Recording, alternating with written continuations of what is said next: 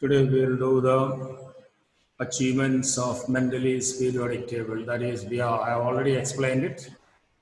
The advantage of Mendeleev's periodic table. Since we have got time, so let us do that. First one, it was the first systematic study of elements. The Mendeleev's periodic table made the study of chemistry of elements easier.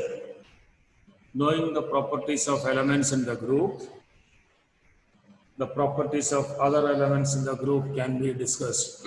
Knowing the properties of elements in the group, the properties of other elements can be easily discussed. This provides a useful aid in studying and remembering the properties. That is the meaning of first systematic classification of elements. The next one, classification of elements on the basis of fundamental atomic property. That is, the classification was based on atomic mass, and based on that property, more fundamental property it was taken in. Newland, what did he say? Repetition of the properties take place on the 8th element. No solid reasons were given. And Mendeleev he has given the reason. And then correction of atomic masses. Mendeleev's periodic table could predict errors in atomic mass of certain elements. He could predict the errors in the atomic mass of certain elements according to their position. Therefore, atomic mass of certain elements are to be corrected. And these corrections, whatever Mendeleev have made it, like that of beryllium was corrected from 13.5 to 9 with the help of Mendeleev's period. As I told you earlier, coming back to the position of elements in the periodic table and its atomic mass, it was not matching. So he said these atomic mass need to be corrected, and accordingly it was made. The next one, the blank spaces left in the Mendeleev's periodic table predicted the properties of new elements. Now, when the periodic table was presented to the community, there were a lot of blank spaces. These blank spaces then predicted even the discovery, and even it could predict the properties also. So blank spaces predicted the discovery and the properties of new elements. Understood it?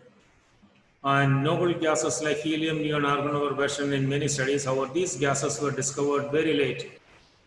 So inert gases weren't discovered at that time of Mendeleev, but they were mentioned in many studies. After that, Mendeleev's periodic table, many studies were done.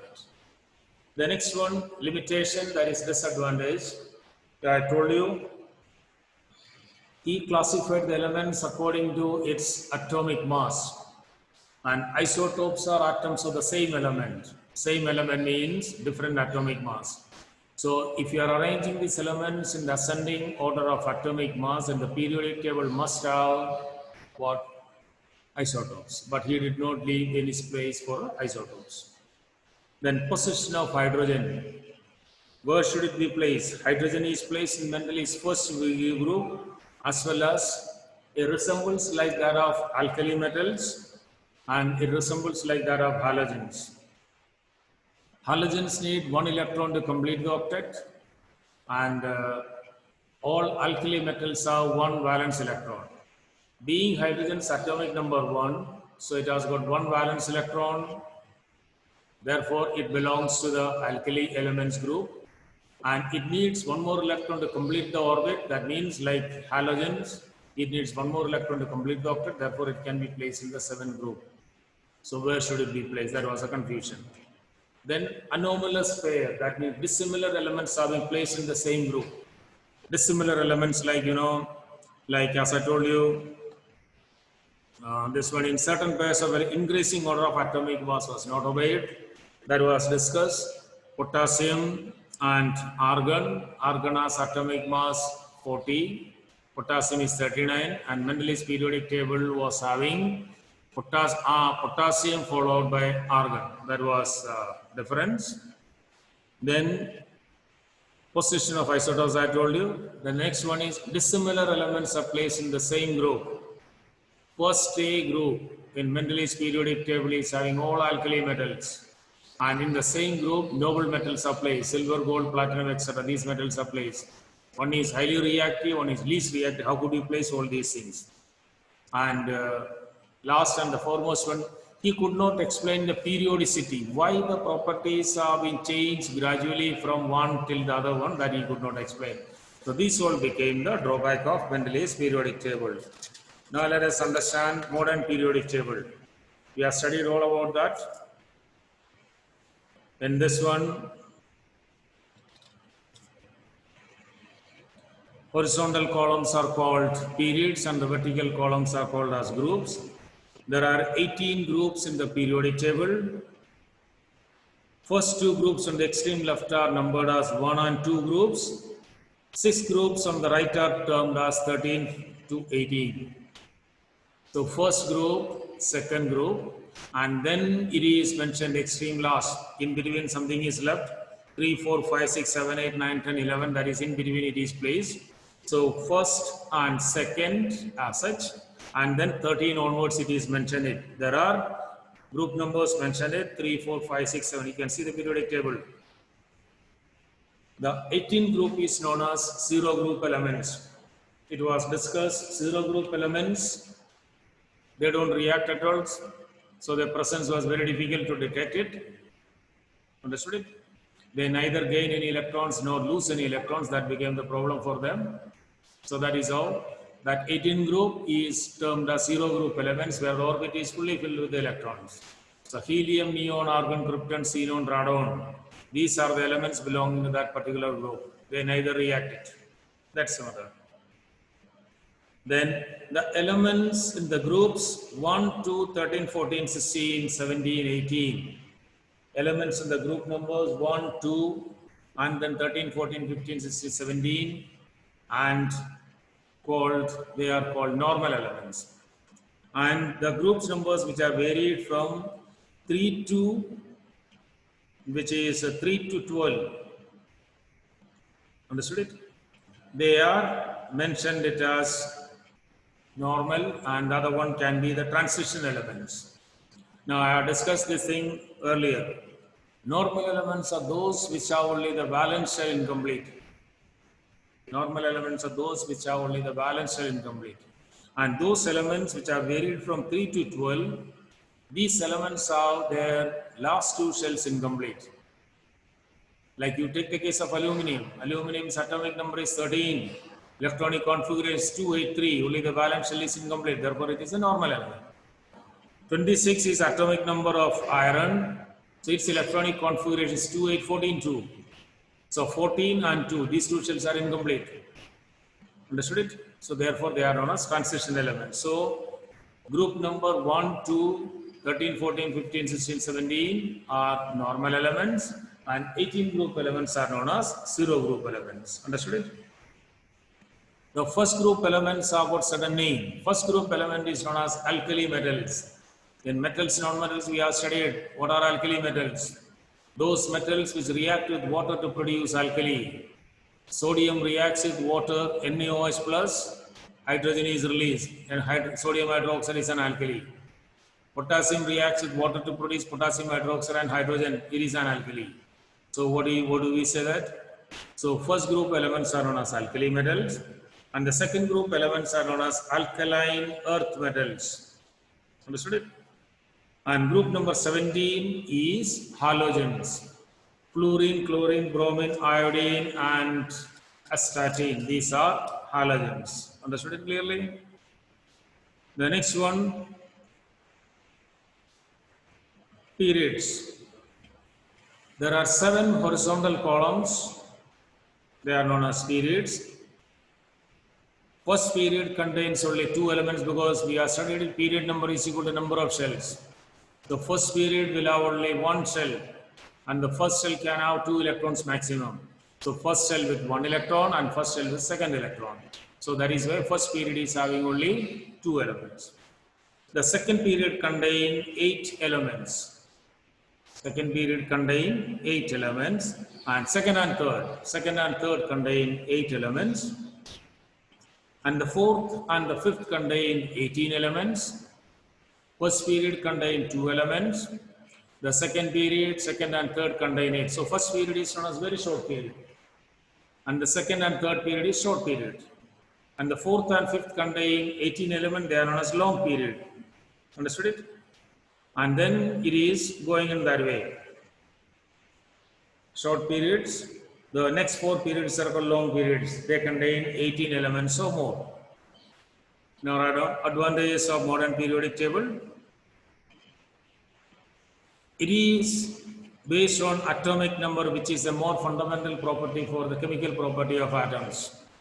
Because we have studied an element is identified on account of its atomic number, and the atomic number will give the number of electrons, and number of electrons will determine the valence electron, and that will determine the property of the element. So whether it is metal, non-metal, or a metalloid. Understood it? So therefore, based on the more fundamental property, there is atomic number instead of atomic mass. Therefore, the properties regarding its electronic configuration. The position of elements in the periodic table is given by the electronic configuration. I told you, electronic configuration, if the element has got 3 shells, it belongs to the third period. If the element is having 1 valence electron, then it is present in the first group. Second one, the periodic table, in Mendeleev's periodic table, why there is a periodicity in the properties he could not explain. And in modern periodic table, the periodicity could be explained because we can understand it. Metals are electropositive, non-metals are electronegative. As we move from left to right, the number of electrons keep on increasing. Understood it clearly? And when the number of electrons are getting increased, they need lesser number of electrons to complete the orbit. That explains why the metallic character decreases. So the periodicity of properties in a period could be explained on account of the electronic configuration. And again, it can easily explain why the properties are repeated after regular intervals. Like 2, 8, 18, 32. When these in a particular period, if the period has got 32 elements, then after 32, the first element that comes will be resembling the properties of the first group. Or in a period of 18, after the 18th one, the 19th element will be having the properties similar to that of the first group. So it could explain the periodicity of properties. Understood it? And all the anomalies of Mendeleev's periodic table got removed in this one. All abnormalities, all defects were removed. Isotopes, you know that. Isotopes are saying atomic number, and if the elements are placed according to the atomic number, that problem is solved. Dissimilar elements are being separated, and all the problems of Mendeleev's periodic table were removed. And it is easy to remember and reproduce. That are the activities. Understood it? So these are the advantages of Mendeleev's periodic table. Now,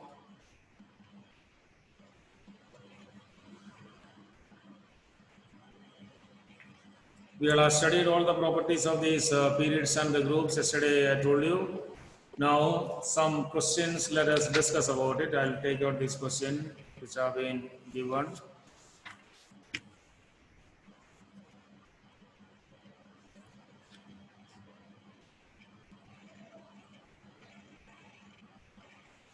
What were the drawbacks of Dobrynin's classification?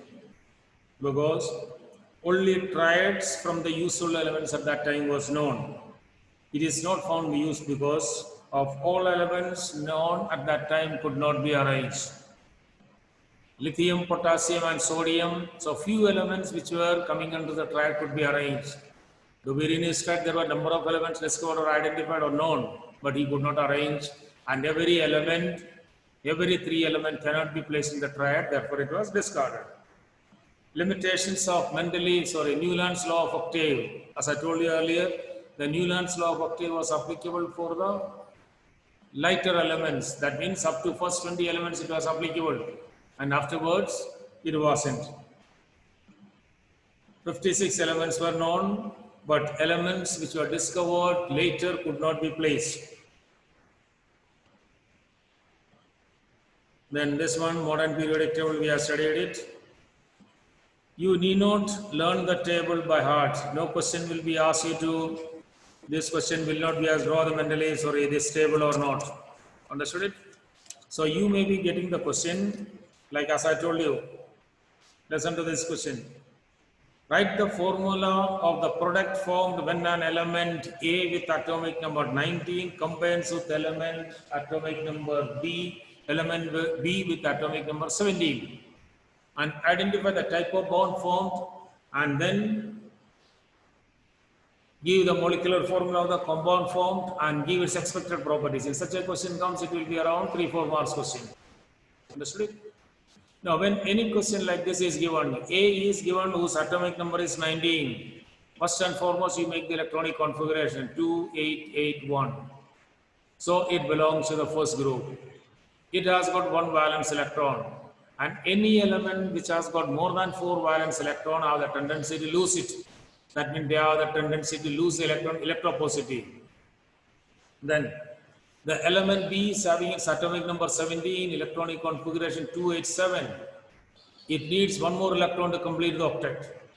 So the identity, one element is ready to lose electron, other element is ready to accept the electron. In that situation, what comes? The transfer of electron comes, right?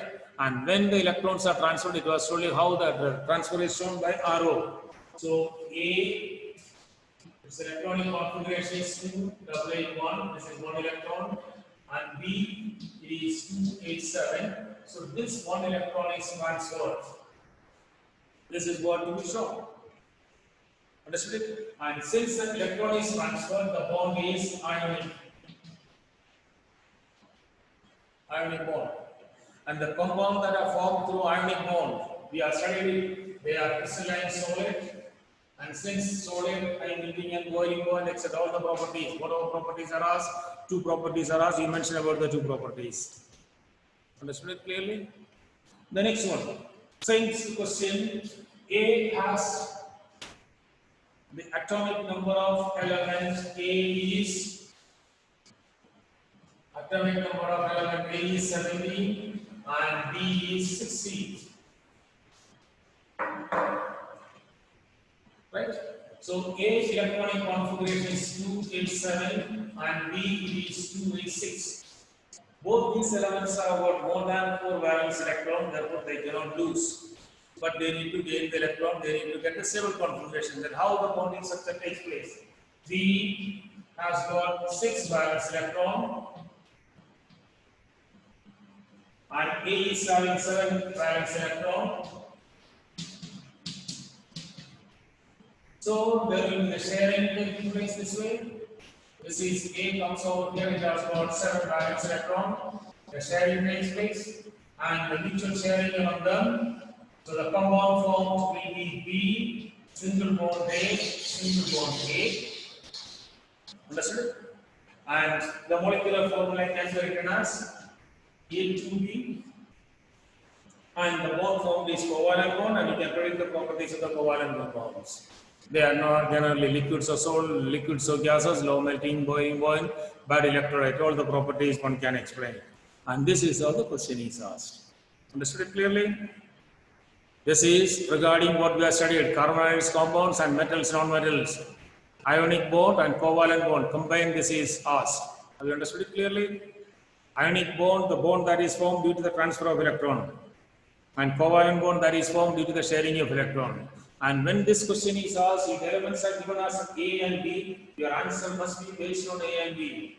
Don't make it, this is your chlorine and this is your sulfur. Don't ever make the molecular formula so right. This is chlorine and this is sulfur, therefore this is not so.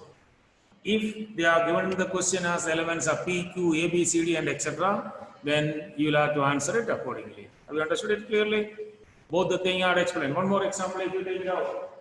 An element P has the atomic number, let's say it is the atomic number is 20. So electronic configuration is 288. And Q is having atomic number 8. So its electronic configuration is 26. So what is the tendency? This needs to lose 2 electrons. So how do you show that P transfers 1 electron, transfers the next electron to Q? Understood it? So one arrow shows 1 electron is transferred. If 3 electrons are transferred, don't say that you draw one arrow and say that 3 electrons are transferred. Transfer is so one arrow shows 1. Remember the sharing we had studied it. One sharing, this is what is known as single covalent bond. Understood it? Same method. So the molecular formula of the compound is PQ. The compound is ionic.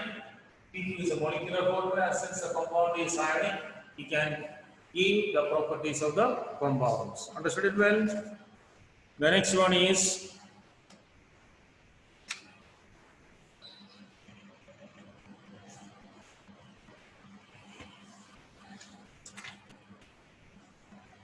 this is the most important one which are likely to be asked. And you may get a single question like yesterday I told you, how would you or which atomic number of the element is given, where would you find this element in the periodic table? Understood it? For example, an element A has its atomic number 16.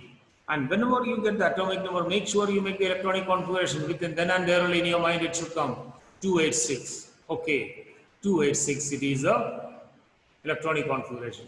6 is a valence electron, that means it is present in the 16th group. Understood it? And 286, 3 shells are there, that means it is present in the third period. It was so much so simple. And if they say that an element is present in the 16th group and third period, we can even find its atomic number. Understood it? 16th period means valence electron is 6. 16 group, 16 group means valence electron is 6. And it has got 3 shells. First shell can have maximum 2, second shell 8. And the valence shell is already having 6, so it becomes 16. This is a mother. Understood it? Now there is one question is given. Element E has the following, same other what I told you just now. Following electronic configuration 286. It is asked which group it belongs, which period it belongs, how many valence electron it is having, state the valency. So simple. 6 is a valence electron, therefore it is present in the 16 group. 286, 3 shells, it is present in the third period. Understood it? It is present in the third period. Valence electron is 6 and it needs 2 electrons to complete. Remember, if the valence electrons are more than 4, then how we find out the valency?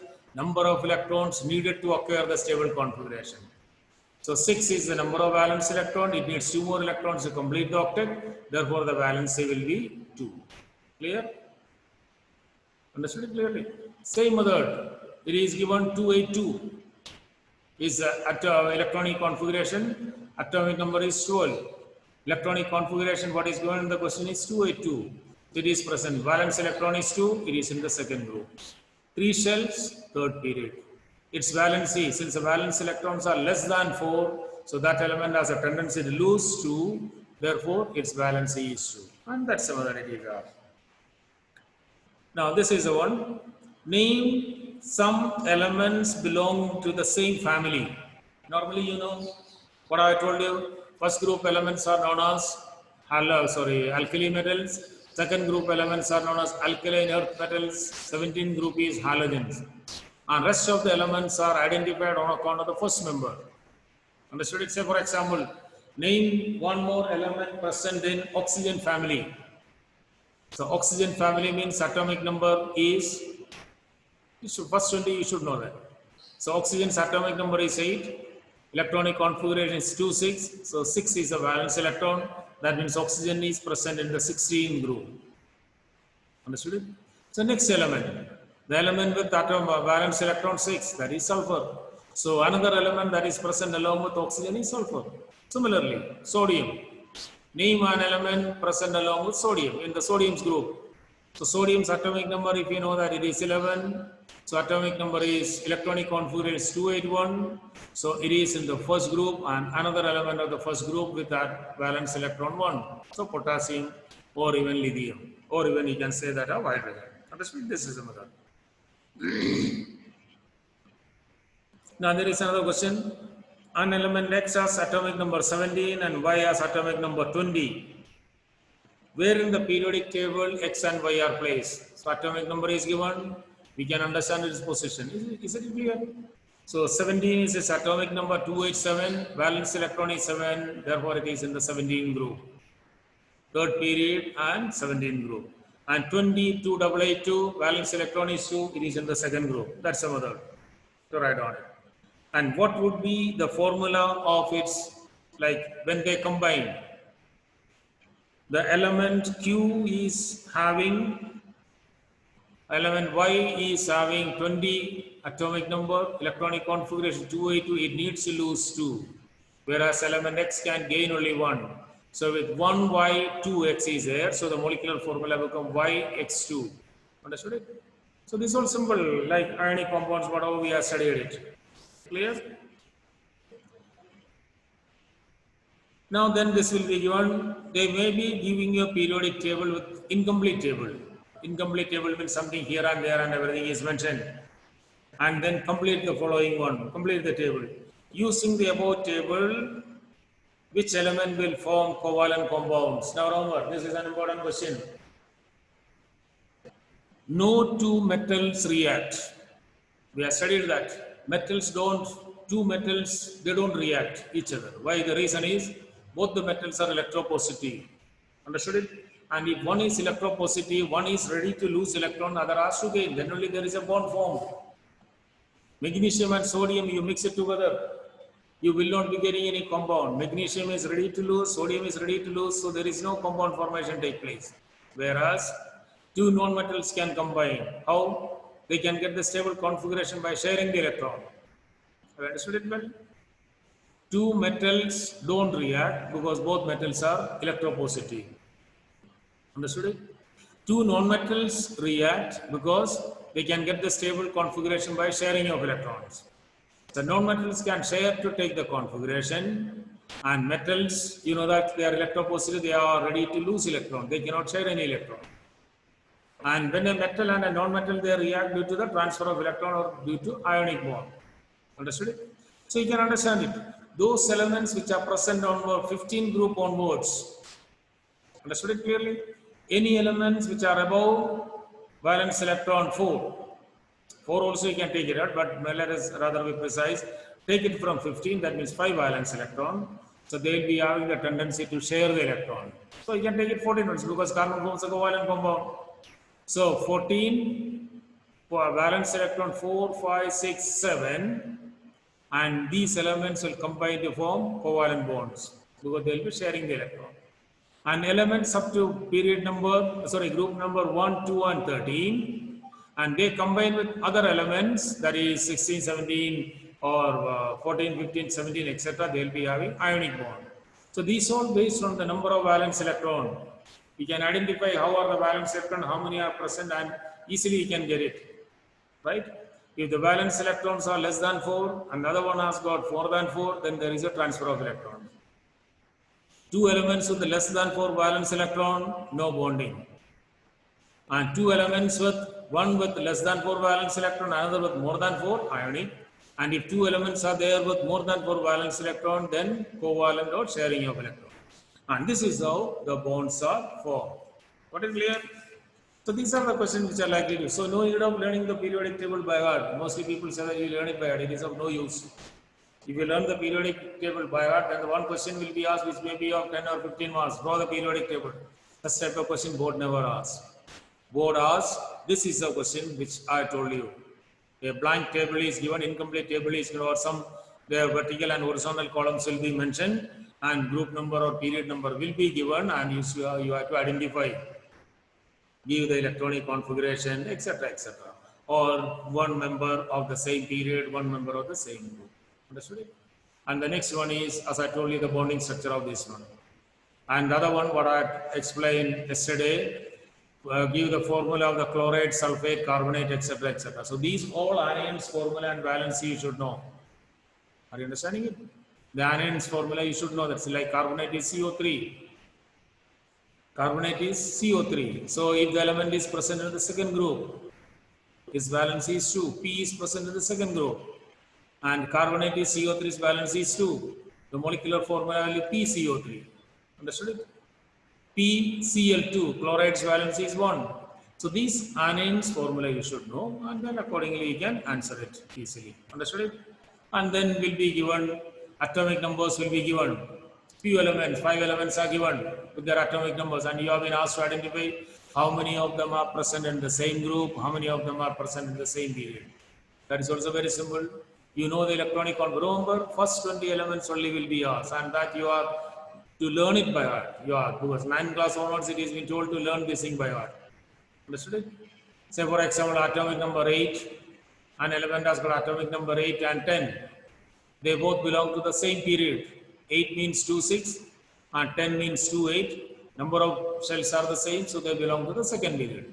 Understood it? So, when the elements A, B, C, D are given with their atomic numbers are mentioned, you are asked to find out and how many of them are present the same group, same period, which is most metallic, which is non-metallic, etc., etc.